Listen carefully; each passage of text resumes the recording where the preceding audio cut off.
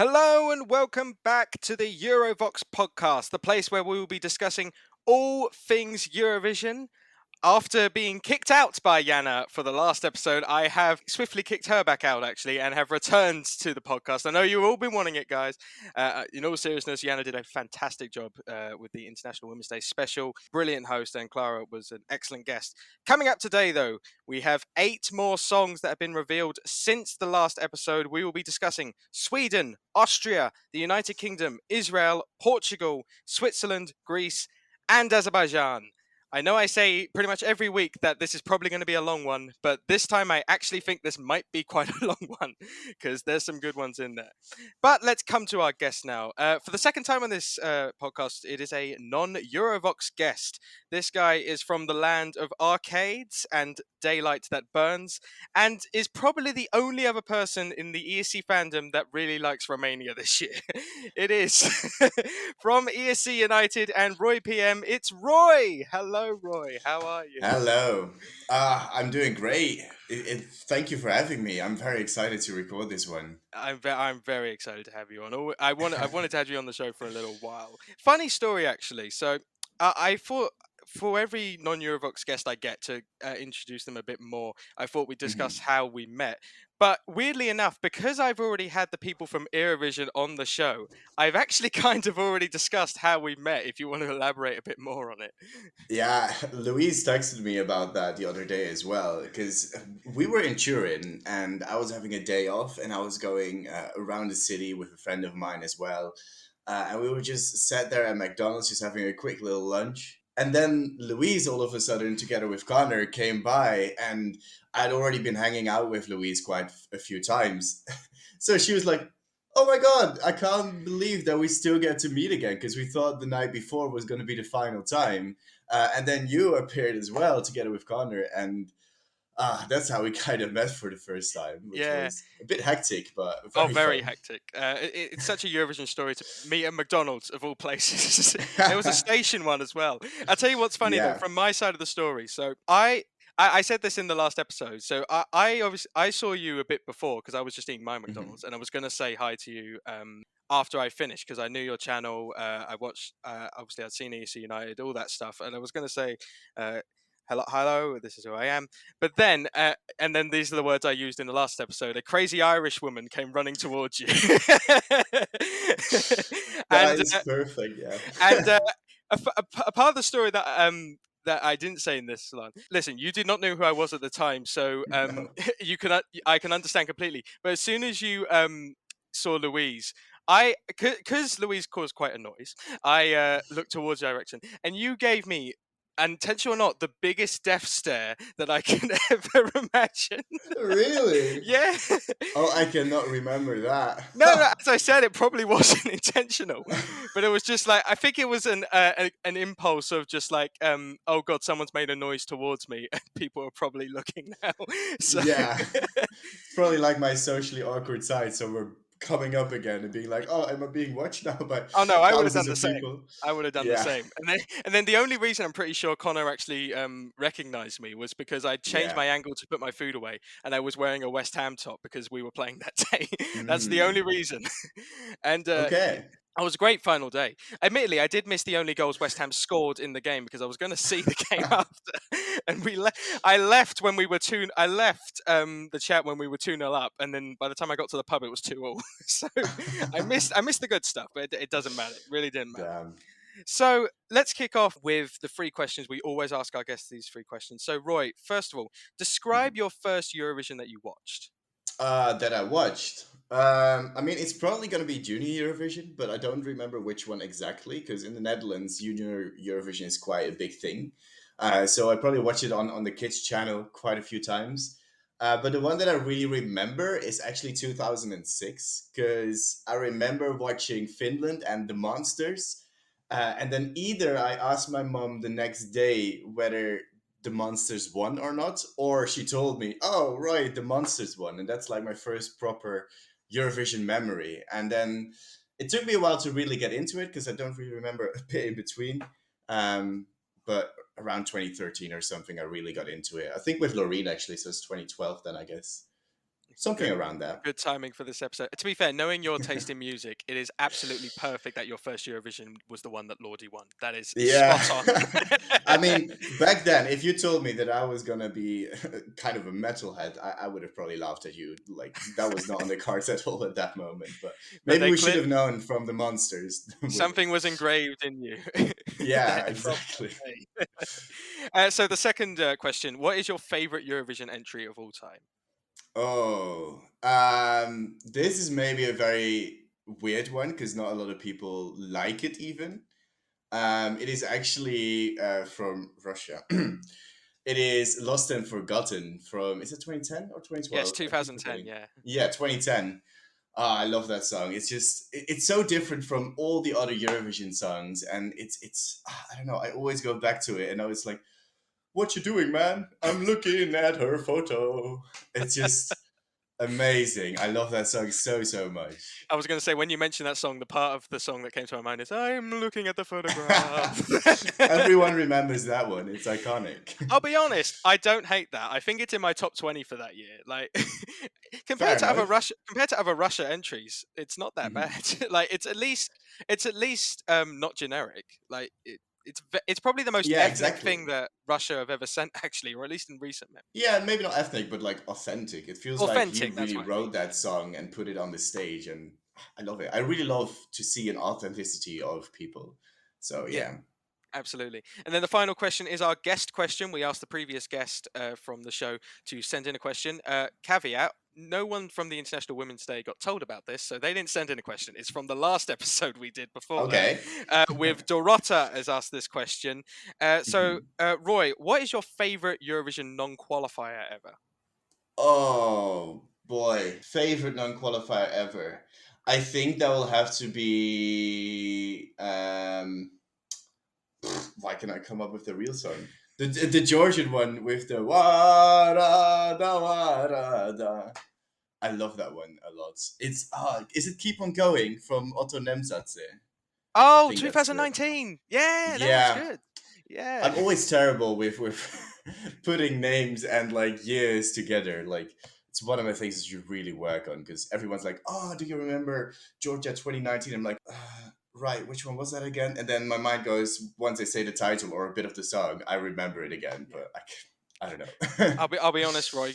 Regular listeners of the podcast will know what game is coming up, and will Oh. worry for you now after that sentence. You know what? That was very underappreciated by the Eurovision fandom. I quite Hmm. enjoyed that. I was getting into like I think it was the final season of Game of Thrones that year, and I Hmm. finally got into that show. Sadly, I got into it in the wrong season, clearly. But the actual song I found very anthemic, almost very Georgian as well. I like Ott's style, and I think it would have been one of my 10 qualifiers from that semi final one. I believe they're in that year. So Hmm. yeah, considering this question ain't going to come up again, I'll give my answer. My answer is Israel 2013, Rakbi Shvilo. Um, Oh yeah. is my favorite entry from that year, and Mm. absolutely criminal it did not qualify. So let's move on to our first song of the evening. And what else could we start with than Sweden? I feel we start with a Nordic country a lot in this show, but with good reason. And of course, the winner of Melody Festivalen, which finished on Saturday, was Loreen with Tattoo.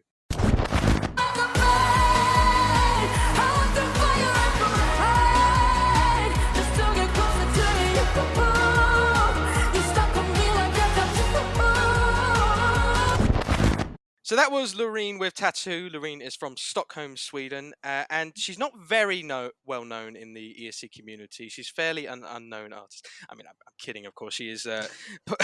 She is from previous year's 2012, one of the most iconic Eurovision entries of all time with Euphoria, and she's returned 11 years later. It's somehow already been 11 years. Wow.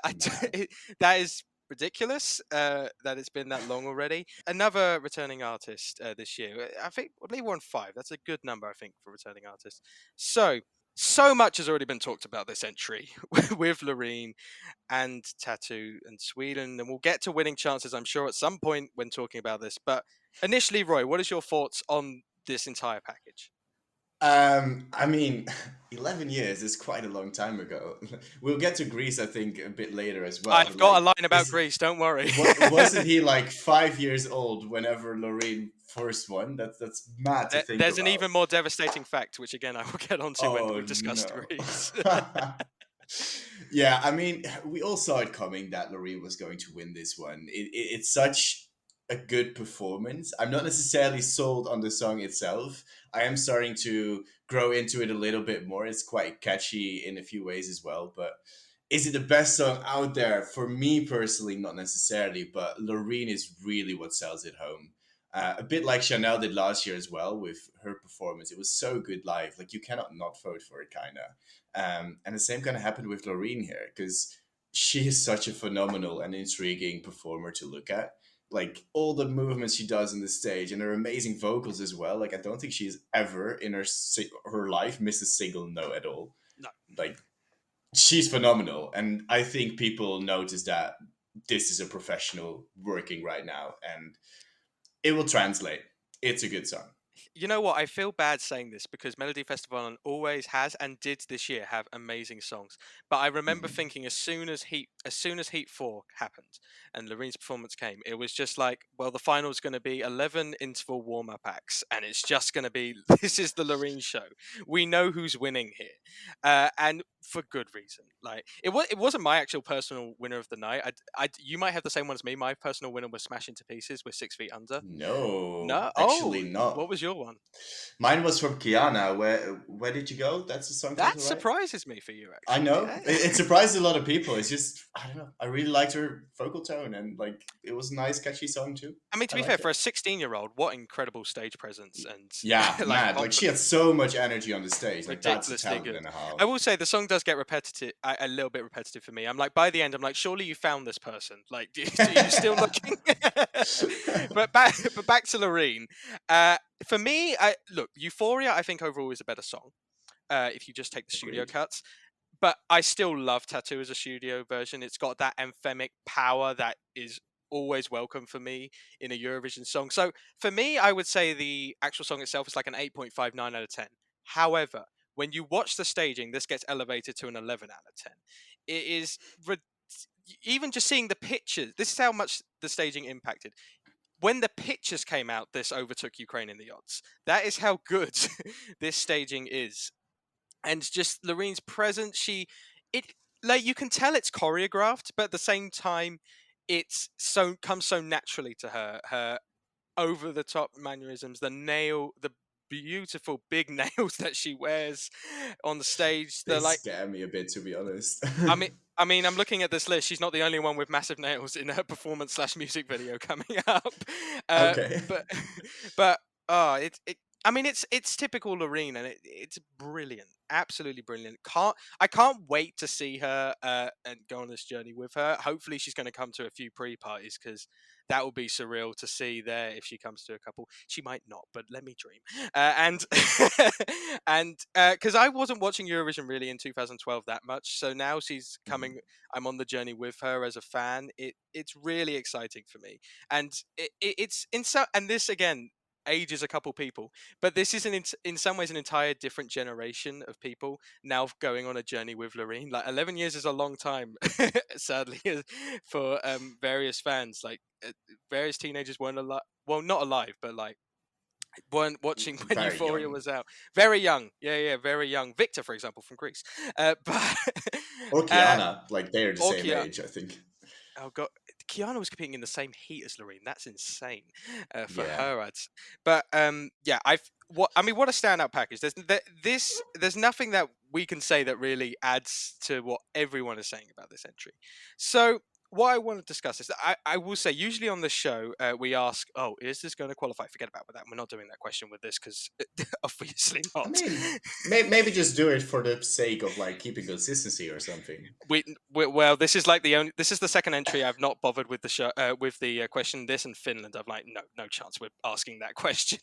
Fair enough. But let's go straight to the like point of this has a considerable lead in the odds to win the entire contest. If you had to say now, if you had to put your money on where this is coming at Eurovision, where do you see it coming?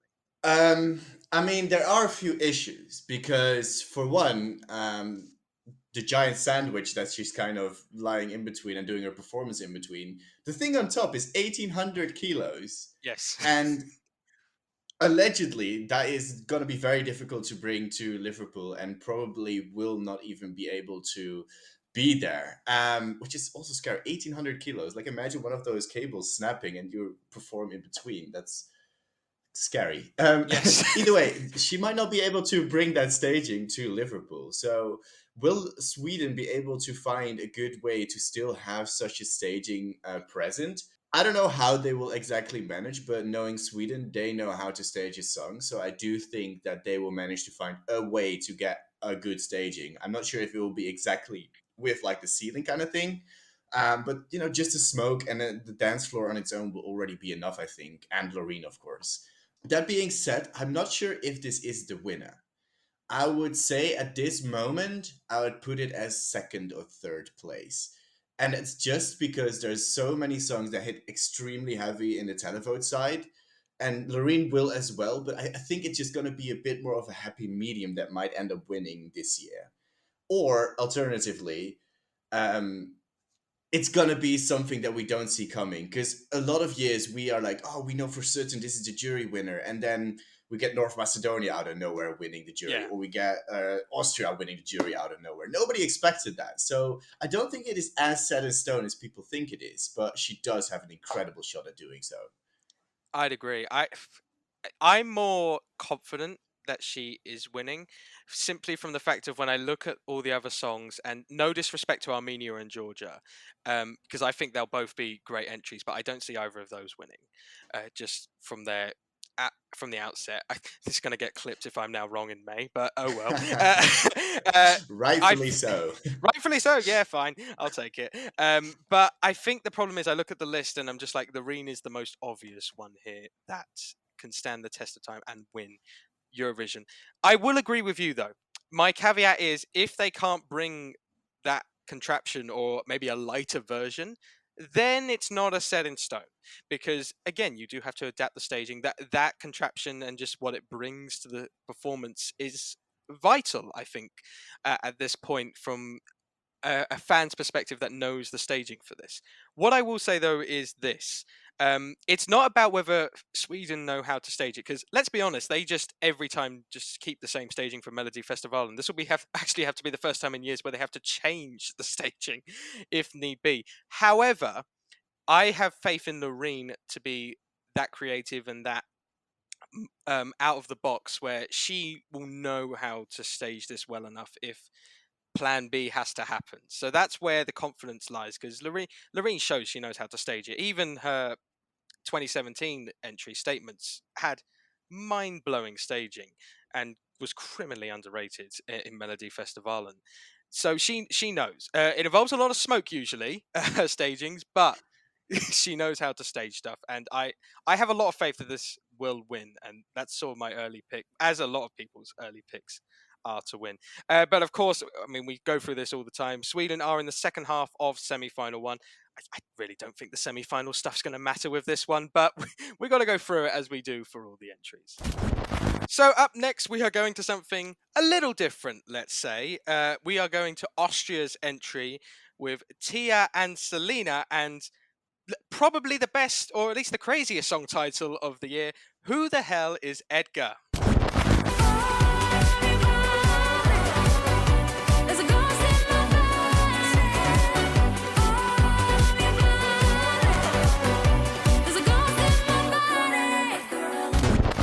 So Teya and Salena are from Vienna and Leoben, Austria, and actually both girls have attempted to represent Austria at Eurovision before in both in 2019 and 2020 respectively. Obviously neither happened. Neither time Austria actually qualified that year, so an interesting turn of events. Roy, what the hell is this? I think is the best question we can answer.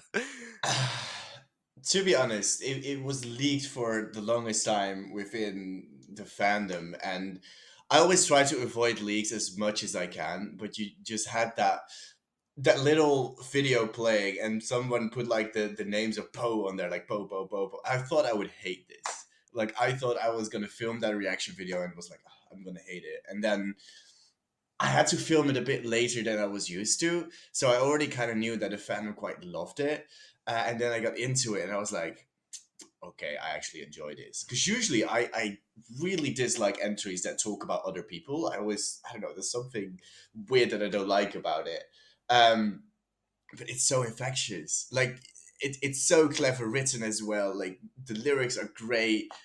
The beat gets introduced nicely. It's just po po po the entire week after I listen to that song. Like, there's no stopping it, really. It's an incredible song, and how they will perform it live, I think that is going to be the biggest question, because a song that usually relies quite heavily on text for kind of the melody of the song might struggle a little bit if those vocals are, or like those texts are not sung perfectly. And that's maybe where Austria could go wrong, but it's an incredibly good entry for them, really, to finally maybe qualify again, because it's been a while, I think. It's been, yeah, 2018 was the last time they Yeah. qualified for the final. I'm very similar to you. I tried to stay away from snippets and leaks as much as possible. Thank you, Crystal Ball, for making that a living hell to do this year. Uh, Yeah. RIP, actually. They recently stopped tweeting a couple days ago, I believe. And I heard this snippet and I was just like, this is a real contender for my last place this year. And and here's the thing: even when listening to the song, anyone that knows my taste knows that I should probably hate this. And it's, I mean, yeah, it's stupid, chaotic mess, but it's also genius. Like, it's so brilliant in the lyric content. The fact that instrumentally, it's actually just a very good song, structurally very good song, and I love it. It's amazing. One of my favorite Austrian entries in recent memory.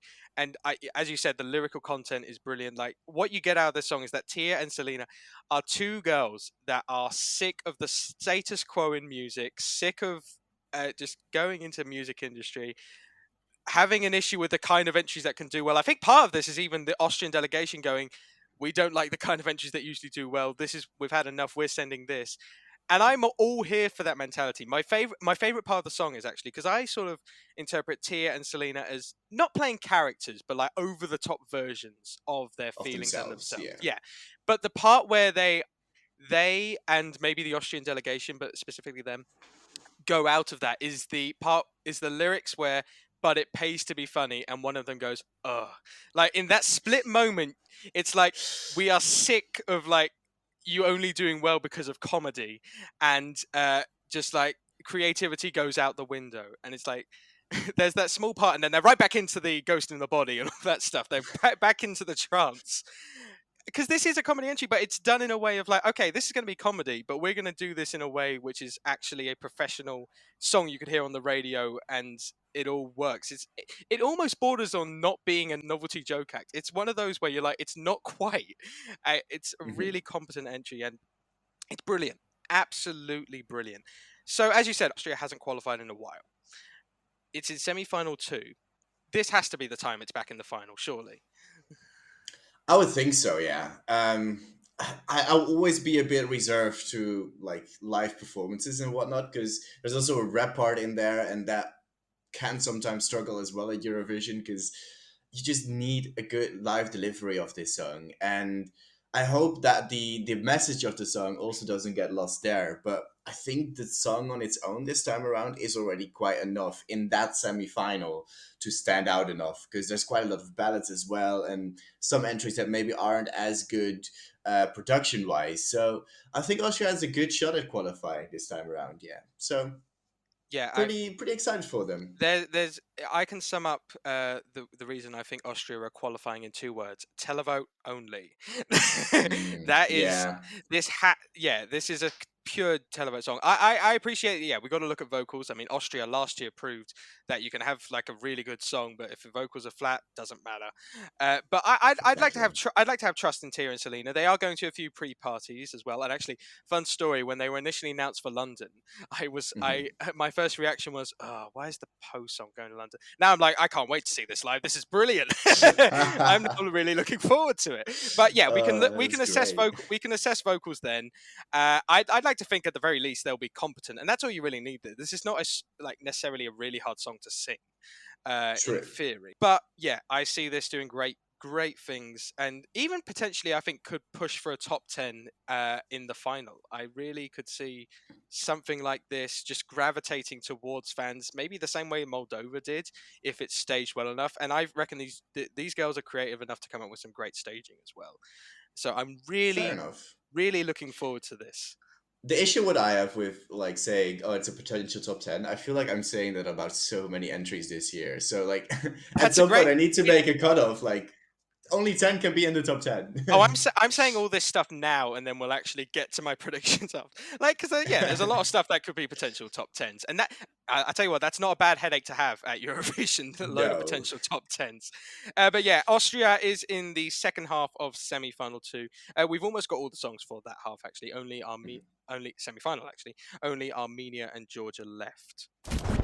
So up next, if you know my nationality, this is the moment we have all been waiting for. Up next it is.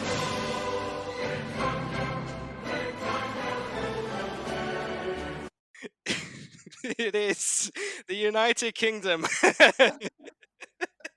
Of course you had to make a moment out of that. When's the Dutch national anthem coming? I wasn't on that episode. I wasn't on the Netherlands episode. That was the International Women's Day one. But All right, yeah. but back to the UK. We have selected our entry. It was announced internally last Thursday, and representing flying the flag. Oh, bad choice of words considering our entries, but flying the flag for the UK. It is Mae Muller with "I Wrote a Song." Instead, I wrote a song about how you did me wrong. I could have cried at home and spent the night alone.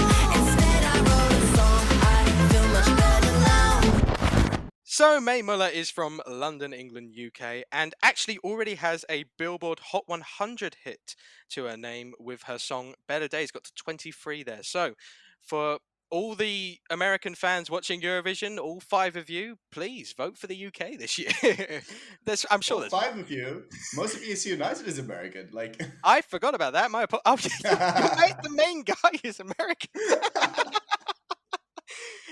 Matt, if by any chance you are listening, and hello, welcome. Apologies.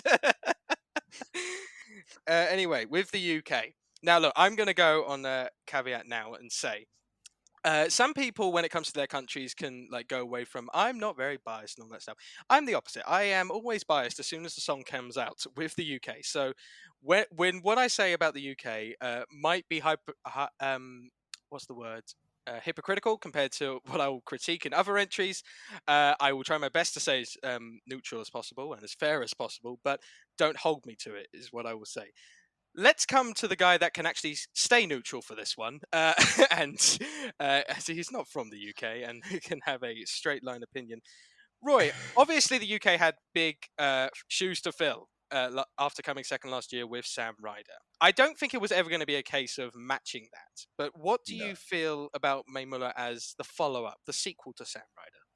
Uh, I I hate this song, but not in the way you would think I would hate it, because I hate that I like it quite a lot. Because this is the type of song that I would usually really dislike. Like I hate these. I also don't like that's how you write a song. Just like, oh, I wrote a song. I'm like, yeah, you're singing one right now. Like, what's the deal? But it's just so catchy. Like I couldn't get it out of my head, and it's a fun or not even performance, because we haven't seen that yet, of course. It's a fun production, and it's a catchy melody, and I couldn't get enough of it, and it was really bothering me because I didn't want to place it higher and higher, and then in my ranking it slept up, and it's now like 11th or something, if I remember correctly. That's good. We'll take that. Yeah, it's a good entry. Like you said, it's not going to be of the levels of Sam Ryder, but I don't think that is what the UK should be aiming for this year. I really think they should stabilize what they're trying to do now. I don't think they were far off with James Newman either, but his live delivery just didn't really work that well. I think the studio version of that song wasn't too bad either, and we'll have to wait again how good Mae is going to be live. to see how well this one will do, because I do think that will matter quite a lot, because there's quite a lot of text in this song again, and you need to nail the text, because if you don't nail it, it can fall a bit flat and people will maybe not vote for it. Now, we did also have a draw today, and UK is in last slot, which will definitely help for the televote at least. So yeah, I'm not thinking that UK will get into the bottom five or anything like that. I think they have a good shot at doing well this year again, Yeah. which is good. Oh, it's amazing. You took the words out right out of my mouth when you said, like, it's not a winner. I appreciate. I'm biased, but I'm not that biased. It's not a winner. You're not But delusional. no, I'm not delusional. No. But as you said, it doesn't need to do as well as Sam Ryder, because Sam Ryder is ridiculous in how good and everything that package was. This just needs to maintain the stability that he brought, and just another good result. That doesn't necessarily mean top 10, even like top 15 compared to the last 10 years is still one of our highest results ever. In fact, I think it's probably still second if we got like 14th is us. Yeah, because it goes like second, 15th at this point. Yeah, But Lucy Jones. Was that 15th? Yeah, I think so, right? 15, Something yeah, around Lucy, there. yeah, Lucy Jones, yeah, 15th. But that's all this needs to be. And I've seen a couple of people say that this is back to our flop era. I think people quickly forget how badly produced and like not modern the songs before Sam Ryder were overall. Like, this is miles better produced and like quality than like Suri, Michael Rice, even Mm. James Newman songs, Joe and Jake, the Mm. Electro Velvet God. Don't remind me of those. But better. It's, in my opinion, it's the most modern thing we've sent to Eurovision in years, even over Sam Ryder. And it's something that's, for me, it's like shocking we're sending this, because it's like everyone has wanted us to send like a girl bop for the longest time, and it's like, well, we're actually doing it. It's ridiculous for me. I do agree with you in terms of the staging can make or break this. And as a Brit, I would just like to say it would be nice for just 1 year to not have the case of the staging makes or breaks our placement. It's like, I feel like every year, regardless of the song quality, it's like staging matters. It's like, oh, come on, 1 year, I want to be safer before that. But and also people have compared this to James Newman Embers in the sense that that was also a very modern song. And actually, I'm with you. I quite like that song as well. The difference between Mae and James is Mae is an established, well-seasoned artist already, and has experience performing in like fairly big venues. She performed on the Jimmy Fallon show. Don't get that much bigger than that in US in terms of like talk shows. She's done many performances of big, high quality. James Newman, that was essentially one of his first singles. He wasn't an established performer or like artist in terms of his style, and that's what hindered him. It was like, as soon as we sort of took back the curtain and realized, oh yeah, he's going to have to dance, isn't he? It's like, well, this is not going to do well, is it? Mae can move. I'm not saying she's like Chanel levels good dancing, but she can move around the stage. She has personality, charisma. I see a lot of good things with Mae as a performer. And also, just a sidetrack, UK, I think, has one of the best records of sending the best personalities to Eurovision ever. May's only been announced this Thursday, and her Twitter and everything that she's posted, I love It's so funny. it. It's I love brilliant. her. She's brilliant, absolutely brilliant. Like this Sam Ryder, even like other acts which don't do as well, like Suri in 2018. Suri, icon.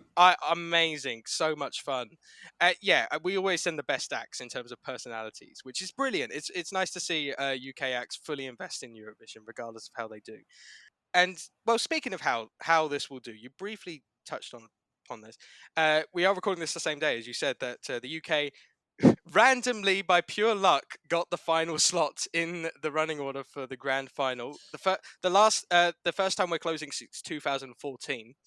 Which some Austrian pointed out was the last time they won as well, actually. So, oh, we're going to yes, we're going to Vienna. No, but I mean, I that's to say Poland, but that's different because that's very a different different, country. very different. Poland, let's say. Yeah. So I mean, slot 26 is that was going to happen at some point. To be fair, the randomly draw like one or the last one, something like that. That massively helps, I think, with the televote. Like, and also it hasn't come last since 2013, so that's a good omen, I think. And how do you see this doing in Liverpool potentially? I don't know. When I listen to this song, I have like either 14 or 16 in my head, something like that. I think it's gonna be like 14th place because I can see it doing well, but there's a lot of songs that will have a lot of pull from the televote and a lot that will have pull from the jury vote. So I think she kind of falls just outside of the top 10 with both. And then combine it, it will just be a little bit lower because you always have like those scoring high in the televote and high in the jury. So I think like around 15th place is where I kind of picture this.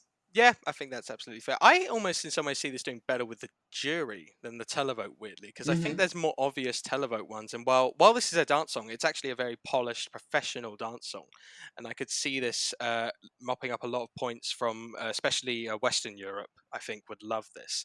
Yeah. I don't. Weirdly, someone said to me, "I'll watch this get like 25 points in the televote." I'm like, you don't understand. That's still one of our highest televote scores in recent memory. that's still really high. Wild. But I think this could definitely challenge for the left hand side of the scoreboard, even slightly push for a top 10 with like Sam Ryder levels. Like if we've got the same team as last year, like really good staging. This it's not going to be second like or anything higher like high like that, but it doesn't need to be. It just needs to be another good performance. And this is the one where I'm like, because I was skeptical after saying the UK are back after Sam Ryder came second, because I'm like, it might have just been a fluke. If this does well and like another good respectable result, then I will say we have found our mojo again at Eurovision. And I mean, Yeah. what a great way to do it. Like, and just continue this on. Keep going, sending these quality entries, and we'll win it eventually. It will come to the UK for actually winning purposes in very soon. I'm sure of it. But of course, I mean, we say about semi-finals and all that stuff. UK's already in the final, and we have all the Mhm. finalists now for the contest. And then we move on to our fourth song of discussion here, and we are going to Israel, and actually the first artist that was eventually confirmed to be taking part in Eurovision. God, that seemed a while ago where Noa Kirel was doing the hokey cokey with her That was participation. a whole episode too. Yeah. Wow. Yeah, all the way back in July. But yeah, I mean, spoiler, Noa Kirel, this is obviously the artist for, and she has finally released her song called Unicorn. I'm gonna stand it like a unicorn out here on my own. I got the power of a unicorn. So Noa Kirel is from Ra'anana, Israel, and she rose to fame in Israel at a very young age, being a judge on Israel's Got Talent, and has 9 top 10 hits in Israel and 4 number ones. So this was a very highly anticipated entry. A lot of people were excited to see Noa Kirel in Eurovision, one of the biggest names we have in the contest, arguably worldwide this year. What are your thoughts on Unicorn? Honestly, I'm still left confused with it because I remember seeing that little snippet that she brought out, like a little teaser thingy for the entire thing, which was just the feminine. I still don't know what exactly Feminine she's now. That part, exactly. yeah. I still don't know what exactly she's singing there, and like I wasn't hyped for it as much anymore after that because it just didn't sound that amazing to me. And then I watched the entire song, and it was like they thrown like 10 songs at a wall, watched which one of those kind of stuck, and then stitched them together very nicely with a bit of glue and a little bit of glitter here and there, and then a centaur instead of a unicorn at the ending as well. um, but it's a lot. It's so much of everything, and I just think it is a bit too much for me personally. I do think she's a great performer, and I do think she can maybe pull it a bit together. But I do also think that it will confuse a lot of people, and that's not necessarily the best thing to do a Eurovision. And I know she's a big name. I know she's a big artist, and a lot of people are hyped for it. But the casual audience will not care about it and will not know her. So it doesn't really matter. Like we've seen it with Flo Rida. It doesn't really matter if you have a big name or not. You just have to send something of quality. And the production is good. I'll give him that. And single elements of the song are quite good as well. Put it all together, I don't know. It's just a bit of a disconnect for me. It's not clicking with me, at least.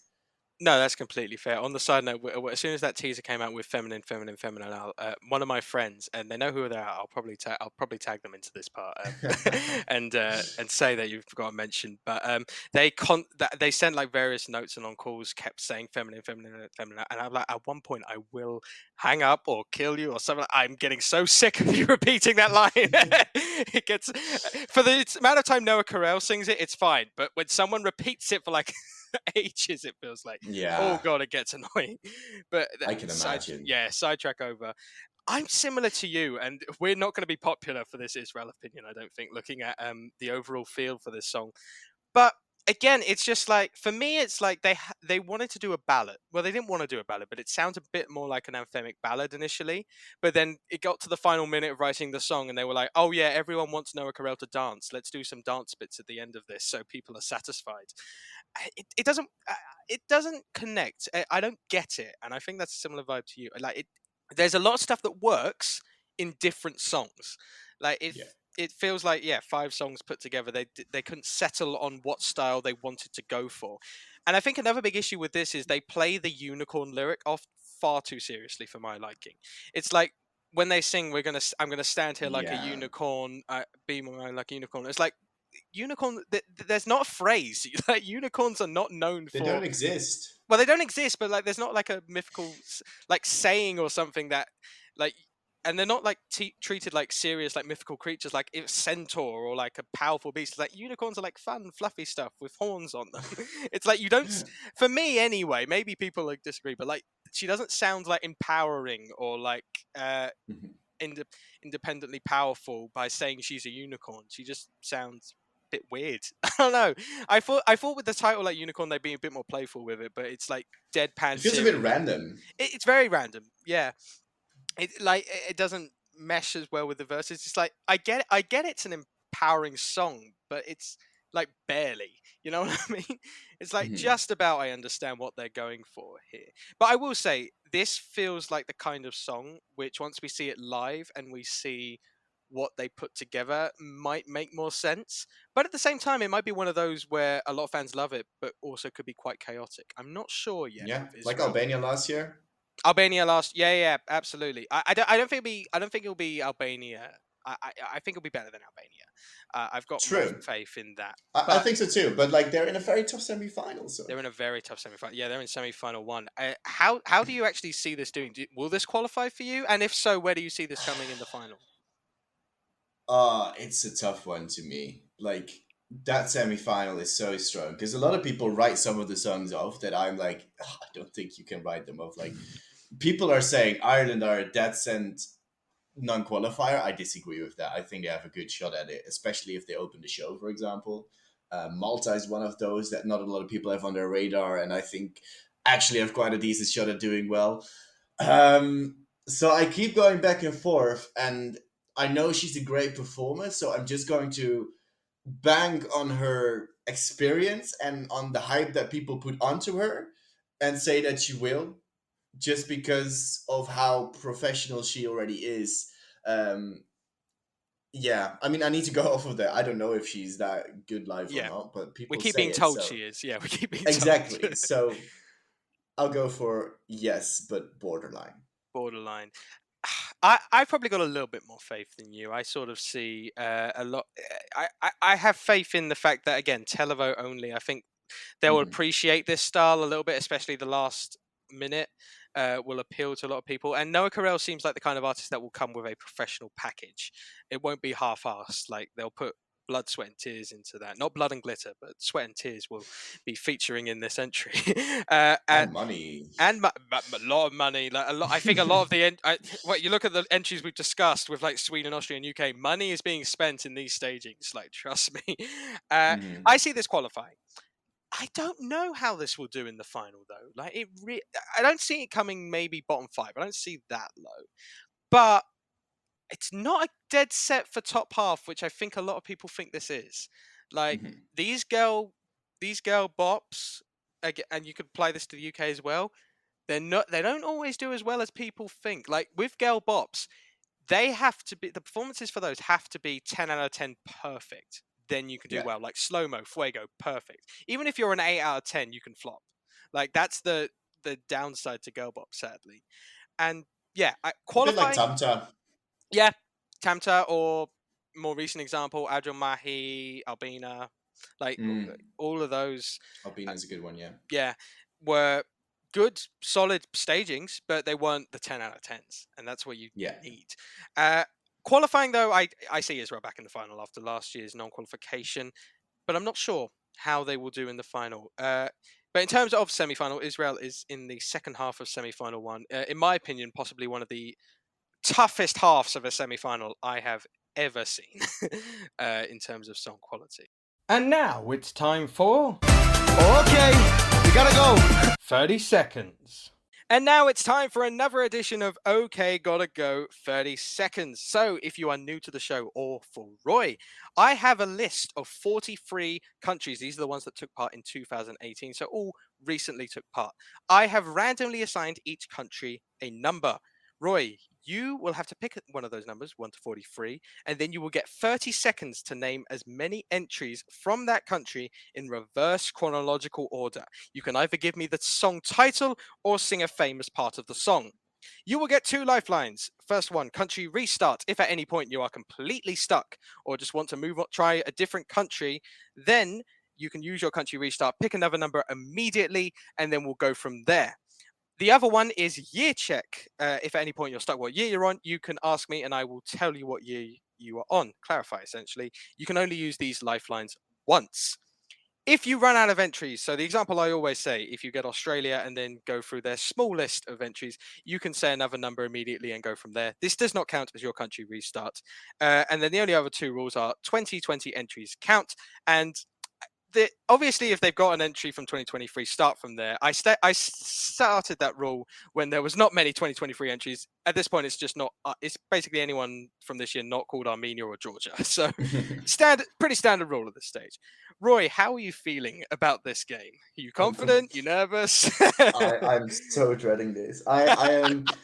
I am terrible at like remembering titles of songs, and to be honest, I would already struggle at 2023. Like, if you ask me a random country right now, I might even struggle to name the title of that song.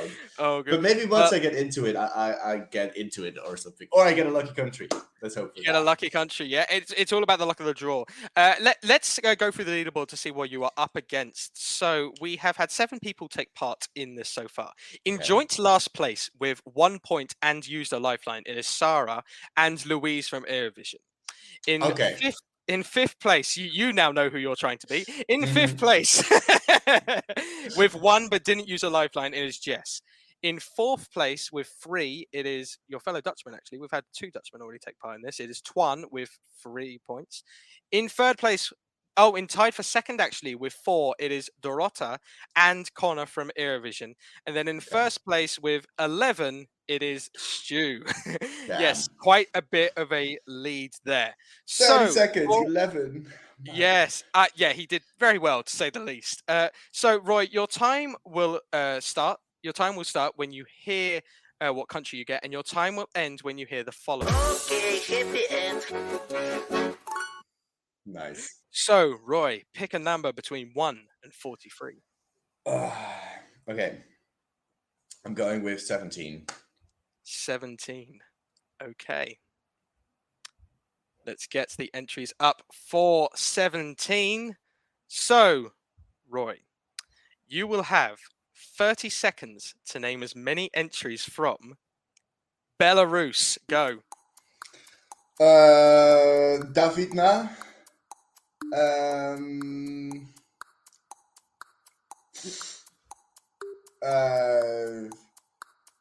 Another country, 14. 14. Norway. Go. Queen of Kings.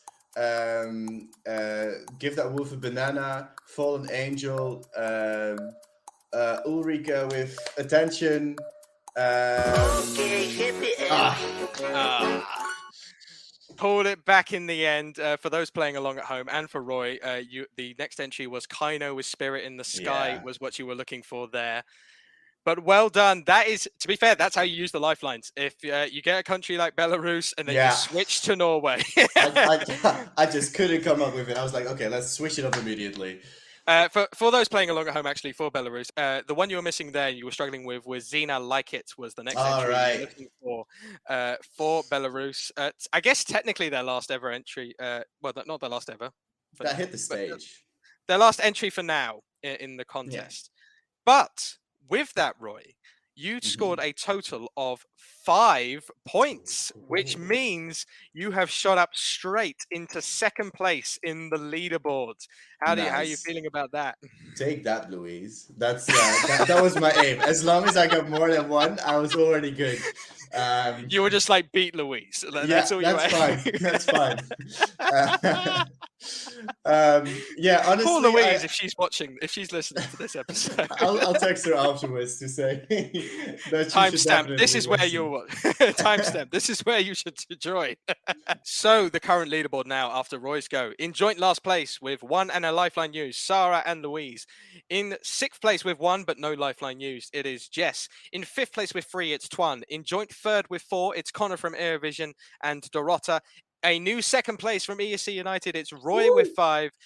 And who the hell knows if anyone's beating this? 1st place with 11, it is Stu. And that concludes another episode of OK, Gotta Go 30 Seconds. So now we move on to the second half of songs we will be discussing today. And up first, it is Portugal, the last national final to finish this season. I mean, it's emotional. RAP national final season 2023. And the entry was revealed, I was about to say Saturday. By the time it was revealed, it was Sunday. And the winner eventually was Mimicat with her song I Curaçao.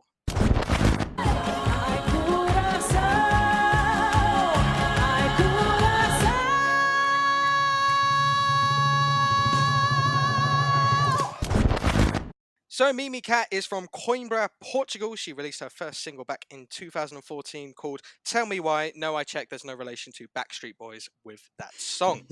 So, Roy, last national final song that was revealed. What is your thoughts on Mimicat? Honestly, like, I love the Portuguese selection this year. Like, the entire final, there was like 2 I didn't like, and the rest I would have been good to go. And this was like my 7th place or something, but I still would rank it like quite an 8 out of 10 or something, because it's quite a fun song. And she is incredibly charismatic as well. She delivers that song incredibly well on the stage. It's catchy.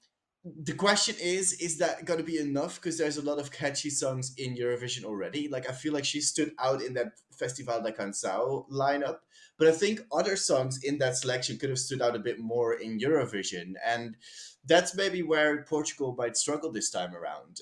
But overall, I do think it's a good song, and she seems to be a very fun artist. I can't wait to meet her if I get the opportunity to. Yeah, honestly, it's fun. I like it.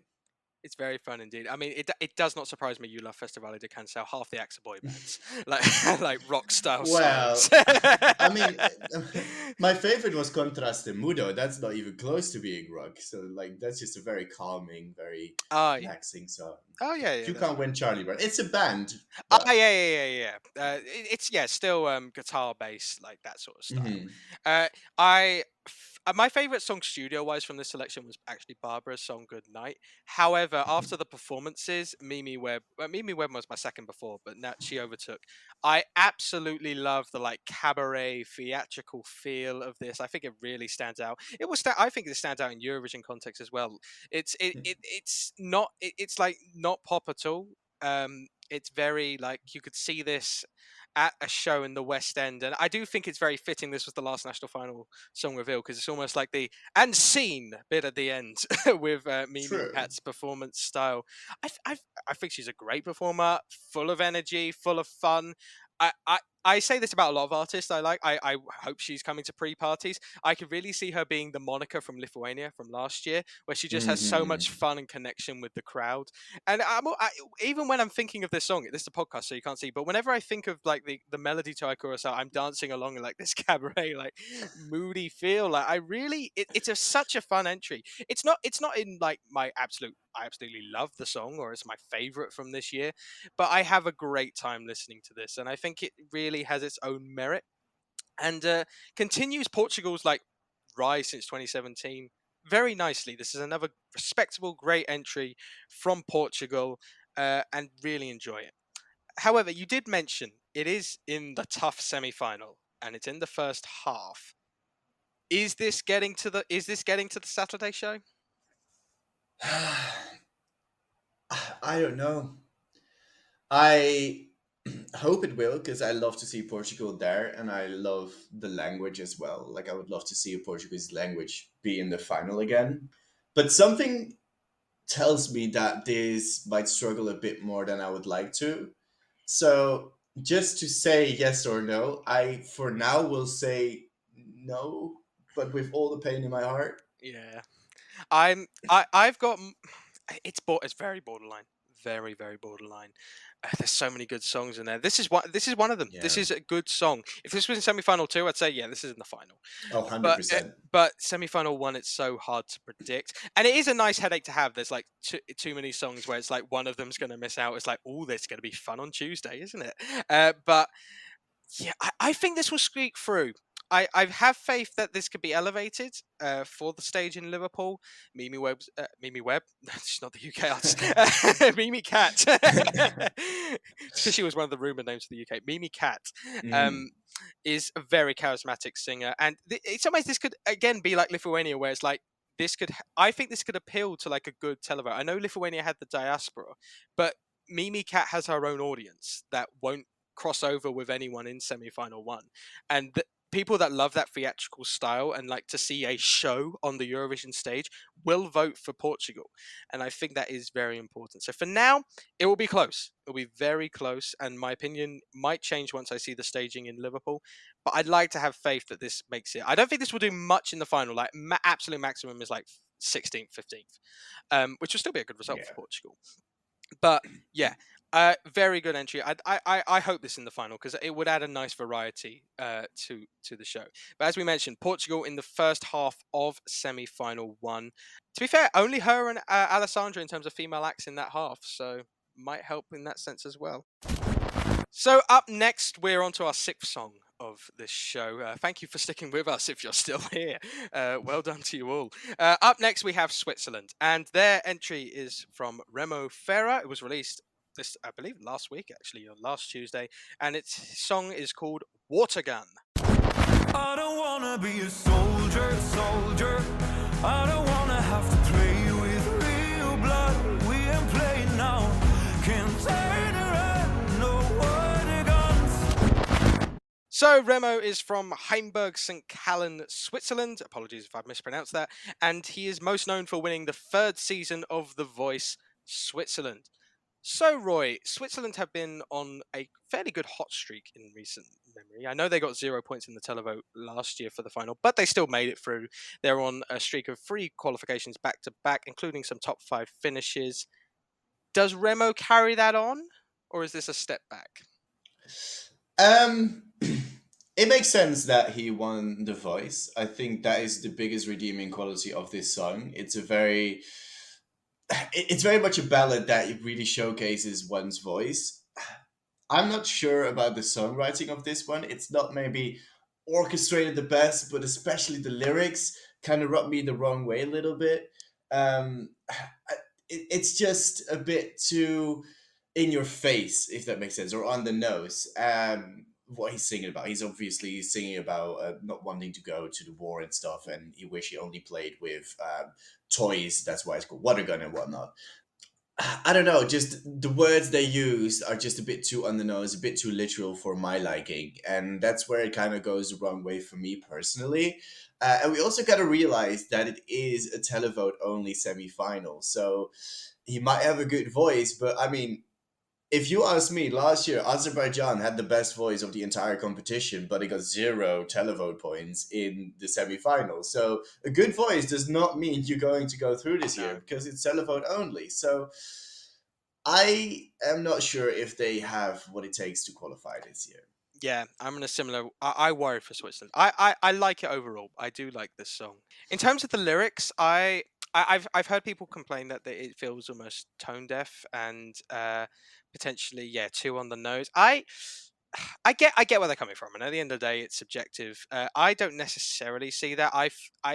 I understand the lyrics. I think they're I I can connect with them in the sense that you wouldn't, in terms of not only war but also like society. I think it almost brings into account of you don't want this conflict in the world and like the dramas of adulthood, and you just want to go back to like the childhood imaginary, like when you're playing with water guns. I connect with it. I get why it's uncomfortable for some, but and we're not going to start this debate now, but I would argue that there is a different song in this semi-final that brings up war a lot more, a lot more visually, which people seem to have less of an issue with. I know there's reasons for that, and I'm not. We really don't have time to get into why, but I would say that, you know, pick a side from that sense. But in terms of the actual song, my main issue with it is I think it just doesn't stand out enough.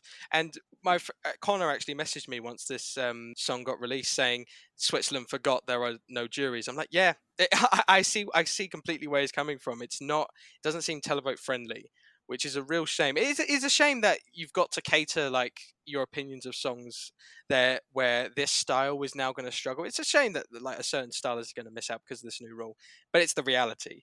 And I love Remo's voice is great, really crisp, clean. If he can pull that off, that will help him out. But yeah, televote doesn't necessarily is attracted to good vocals, or at least it's not their main selling point. So I do worry for Switzerland. I think at this point it is borderline. It's not a like definite out or anything like that. Not writing this off completely. And Switzerland actually have been producing good stagings in recent years. Obviously, Sacha Jean-Baptiste will be returning for them, so that gives me some faith. But I'm in a similar sense to you, where I'd probably just have this just outside my qualification, which is a shame because I like Switzerland as a country in Eurovision. Always want them to qualify and keep their streak going. But having said that, Switzerland are in the second half of semi-final one as well. It's like that. You put all these factors in, Switzerland potentially going to struggle. So up next, our penultimate song of this evening is Greece, and this was actually released on Sunday this morning after a few delays, but we eventually got there with Greece. And the artist is Victor Vernicos with the song What They Say. So Victor is from Athens, Greece, and I alluded to a fun fact I had about Victor earlier. He wasn't even born when Greece hosted the contest back in 2006. He was born after that. He doesn't even know a world where Greece hosted. Like, I mean, I don't before this year for the UK, but the last time we hosted was in the 90s. I think I'm a little bit more justified. But yeah, 16 years old is... It's ridiculous. Mental. That's my first Eurovision memory. It should be illegal. Yeah. I think if you're younger than me, and I'm 19, it's too young to be doing Eurovision. Exactly. So Greece released their entry, obviously, this year. Greece themselves, like Switzerland, have been on a bit of a hot streak, back-to-back top 10 finishes in the last couple years. What do you think about What They Say continuing the legacy on for Greece? I quite like this ballad, actually. It's not necessarily a ballad that you would normally expect of. So I don't even know if you can really classify it as a ballad. I'm not the biggest expert on that, but it's a slower song. And I quite like what they did with the clappy bit in the chorus, because a clappy bit will always do well at Eurovision, because people love to clap along to stuff, especially in the arena, and then everything will be off basically beat because, you know, sound waves travel and whatnot. Yeah. But that's gonna be fun. Can confirm that does happen for being in the arena. Exactly, like you clap on the beat, but like just the sound waves travel doesn't to work. The microphone that picks it up. It just doesn't fully work. But it's a smart thing to do in such a ballad, and it does make it stand out from the other ballads as well.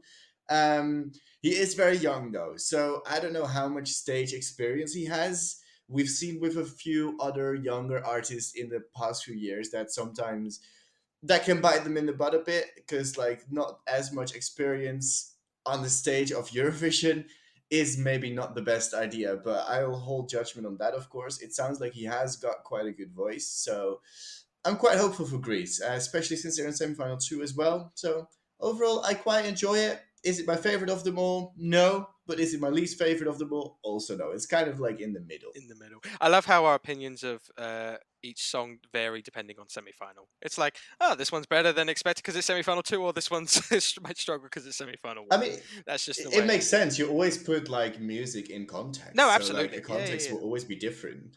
Yeah, absolutely. With Greece's entry, I think. I mean, Amanda Tenfold was my second place last year, so I had high Mhm. expectations for Greece. I do feel slightly let down by this entry, sadly. Similar to Remo, I love Victor's voice. I think it's got a great tone. It reminds me a little bit of James Arthur, that sort of like raspy, like deeper tone, especially in the verses. And I like the progression up this song up until the final chorus. I appreciate what you said about the clapping part, and I would agree Mhm. with you if there was another part after the clapping part where the crescendo of music and instrumental came together a bit more. I think the Mhm. problem with the clapping part is the instrumental sounds a bit too chaotic and not in a good way. Like something sounds off by the end, and it feels underproduced. It leaves you Yeah. lacking that big moment, I suppose, which it builds up to. And I think, especially again, televote only, the factors that every song has to go by from the semi-finals. Without that moment, I worry for Greece. Obviously, you got the 12 points guaranteed with Cyprus, and there's probably a couple other diaspora things going around for Greece, which will help out. He's But half Danish as well. half Danish, yeah, that will help actually. I suppose is that technically, is Riley actually Danish, or is he just from Faroe Islands? Because it's technically the only. Honestly, I don't know if Riley even exists at this point. Like, people were discussing his age as well, and so Oh I don't god, really know what Riley is. To on be one of the honest. many lists of WTF moments from this It's on year. the iceberg. It's on the iceberg. Oh, there's so much stuff on the iceberg. But back to Victor, I think. Yeah, I worry for that. My issue with the staging, I agree with you. I worry if he's too inexperienced. My issue is not that he'll be too timid and concerned. I worry he'll be the complete opposite and be far too energetic. Because I've Mm. seen various videos of him, like really being passionate and like very enthusiastic on social media. And look, he's 16 years old. Of course he should be. But if he transfers that into the staging and it's not polished, then it can look messy and unprofessional. And that's my main worry with Greece, because again, it's a ballad, but it isn't a ballad. It like borders on that level where it's like it's okay to have big movements, like almost like Paul Ray style movements. If you remember his talking to my sleep staging in Mhm. Melody Festival in 2020, I want to say, like that sort of like moving around the stage, but that was a bit more, had enough polish to work. I worry with this, if it doesn't, I could see this being a non-qualification for Greece, and that's hard to do for Greece. They have a very good record. I'm not sure off the top of my head. I can't remember the songs in semi-final 2, being completely blunt. but yeah, I am concerned by this. I really am. So, would you say overall, but for you, this is more borderline qualifier? Would you say? I think overall, looking at the semi-final that they're in, and yes, this is more of a slower, ballady kind of song. It has just enough redeeming qualities, I think, to do make qualification happen for Greece. Is it going to be comfortable? No, but I think they can squeak through. Yeah. I probably on a similar line. It's like it's borderline, but I'm probably just the other side. But Greece usually do good staging as well, so maybe that will Yeah. tip them over the edge. They just need to coach him well as well. Yeah, Because like he's absolutely. young and like that's really important. Because I feel like with Roxanne, for example, from Romania 2 years ago, yes, they didn't really coach her that well. While she did probably need that, and with younger artists, you do kind of need to coach them a bit more. I think. Yeah, I would agree. I'd almost like to see him at a few pre-parties for a different reason. I'd like him to gain some experience performing this song Yeah. in front of fans. Even if he flops the first time, it doesn't matter. Just build, keep going and going. The problem is Greece are like 50-50. Sometimes their artists do all the pre-parties, sometimes they do none. So we'll have to see with Victor. Yeah. But on the semi-final, Greece, it will be performing in the first half of semi-final 2. So the final entry for that we will be discussing is Azerbaijan, releasing their entry actually on the day that we are recording this. Fun fact, pulling back the curtain a bit when we discuss things. So I gave Roy the running order for this episode on Sunday, and I put at the end of this running order caveat with the subject to change with the unlikely scenario Azerbaijan and Georgia release their entry on Monday. 2 hours later that I gave him that list, Azerbaijan were announced for today. I was like, oh, well, we've got an 8th song for tomorrow. But talking about Azerbaijan, their entry is TuralTuranX with the song Tell Me More. This is between you and me, it's all and more. Let me tell you one thing, baby. It may change your own thoughts about us. You want me to worry again too. So, TuralTuranX are from Zakwaltala, Azerbaijan. Apologies if I've mispronounced that. And they are the first twins to compete at Eurovision since. Roy, do you know the answer here? That's UK No. 2015. Then they were they twins? What it? Oh no, they were friends or something. Yeah, no. weren't they? The answer is Russia 2014 with the Oh, Tomachevi right. sisters is the last Yeah. twins. I'm pretty sure that is the case anyway. Someone in the comments will correct me if I'm wrong. I'm sure of it. So, Azerbaijan, one of the most successful countries at Eurovision, only failed to qualify for the final once. Previous winners back in 2011 with a duo, so maybe a good omen here for the twins. However, what are your thoughts on Azerbaijan? I wasn't necessarily enthused by the song. I don't know. It's okay. It's not really breaking any grounds, and I need to question the rap part. Like, it doesn't seem like they would be very good at rap necessarily, and it's not the best thing to then put that in your song either.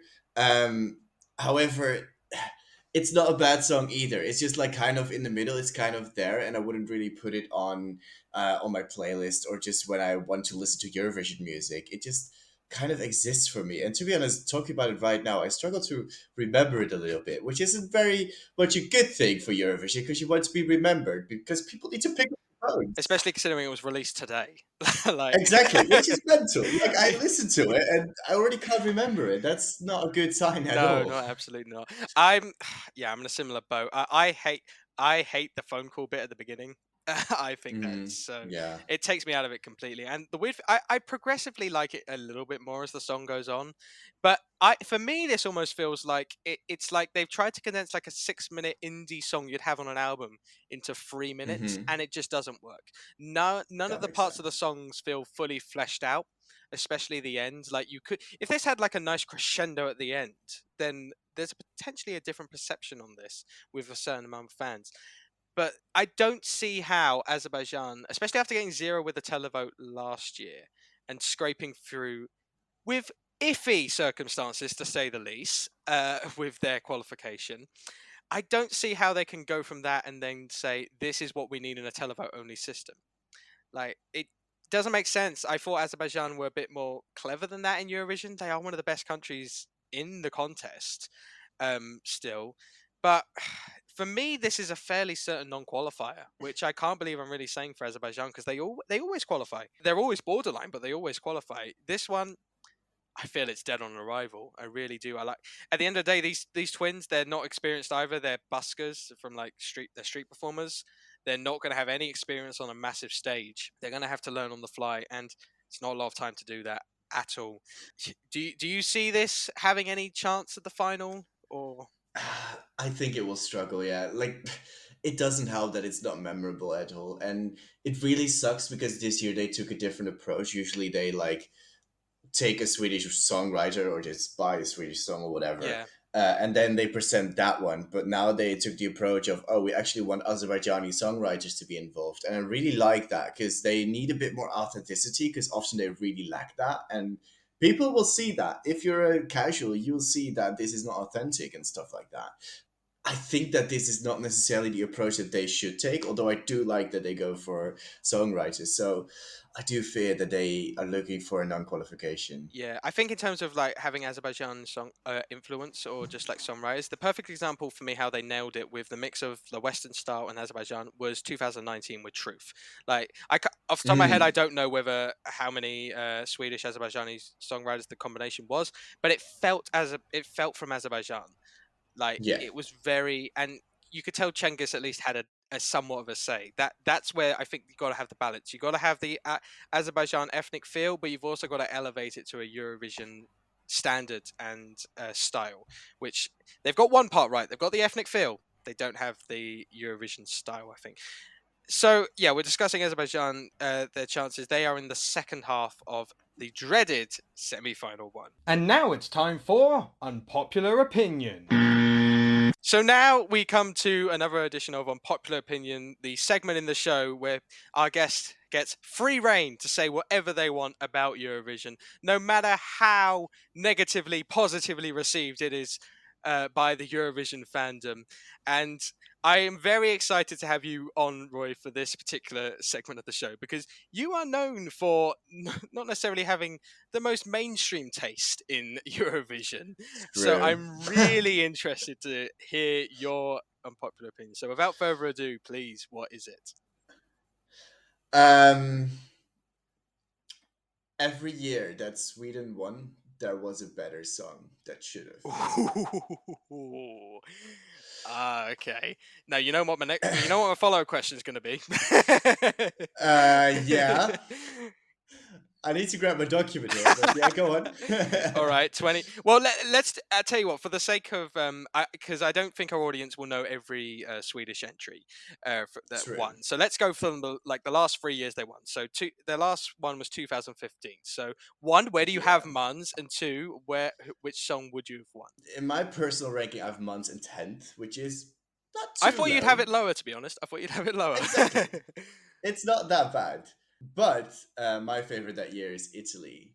Very good That choice. was way more out there, and I thought that it was like quite an obvious winner after I saw the show, but I wasn't in the fandom back then, so I guess I was a bit wrong on that one. And then the one on the Loreen episode as well, 2012. Yeah. I mean, my personal winner that year is Estonia. with Very Kula. good choice. Very good. Yeah. My third from that year. But I will say the most amazing performance that year was maybe Albania. Although I do know that it might not attract that many from Yeah. the televote.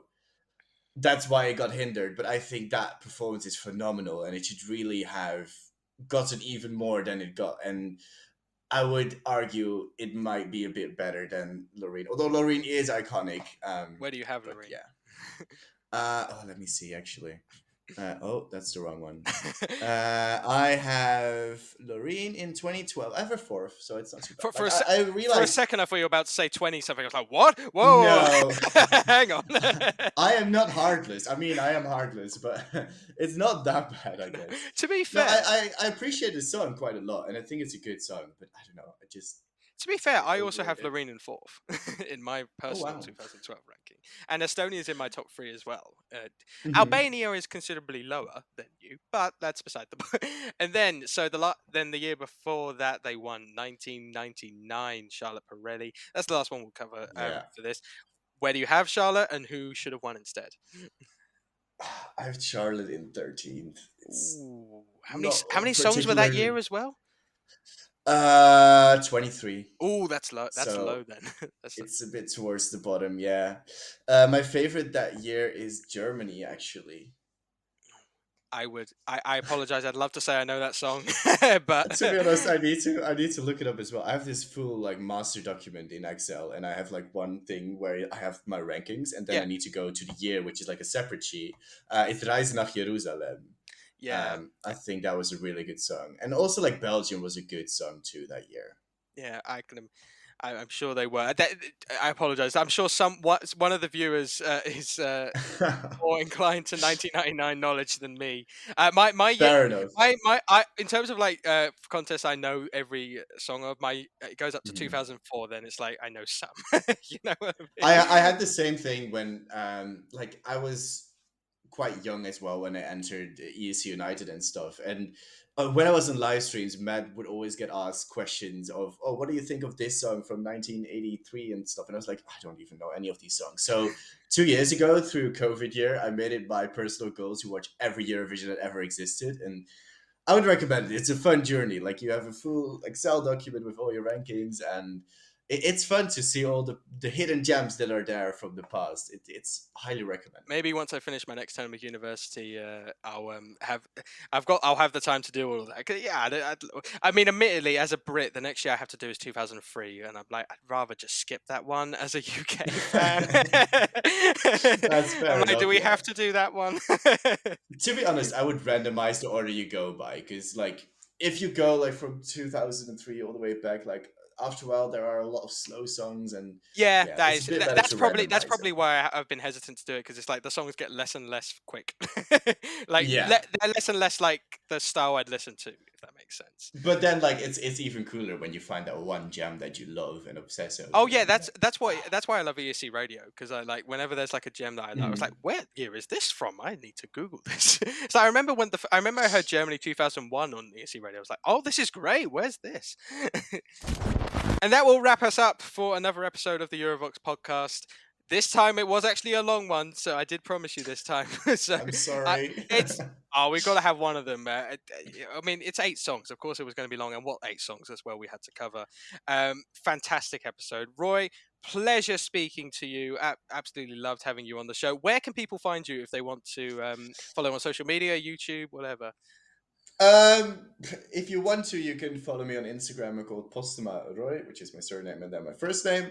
On Twitter, I'm called Fislat Niar Roy, which is like basically a pun on my name with one of my favorite Eurovision songs of all time.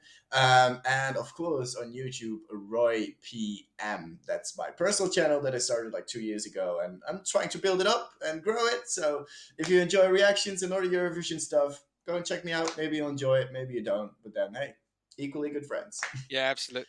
And then, to be fair, actually, I know your channel. Please go and subscribe to it. You're almost at 2K, I believe, subscribers. Yes. Yeah, please get Mhm. get Roy to 2K. I'd love to think I have enough audience members to get you there, but I It can would be help. wonderful. I can help you out. I probably don't have that. Pretty sure. I can help you out. But yeah, that will do it for our show. Make sure to follow Eurovoxx on Instagram, Twitter, Facebook, any other social media. Or on TikTok. We're on TikTok. I always forget TikTok, and my friends always kill me for forgetting the TikTok. But also subscribe to our YouTube channel. We recently hit 20k subs. Thank you to everyone that did subscribe to get us to that milestone. That's incredible. Make the news website that your home for all Eurovision news. And yeah, of course, follow us on Spotify. Leave us a review. Really helps the channel grow. Next time on the show, we round off the Eurovision 2023 cast. We will be talking about Armenia and Georgia. Can't wait for those ones. They look very, very promising. But for now, I've been Harry with Roy, and we will see you next time. Bye, guys.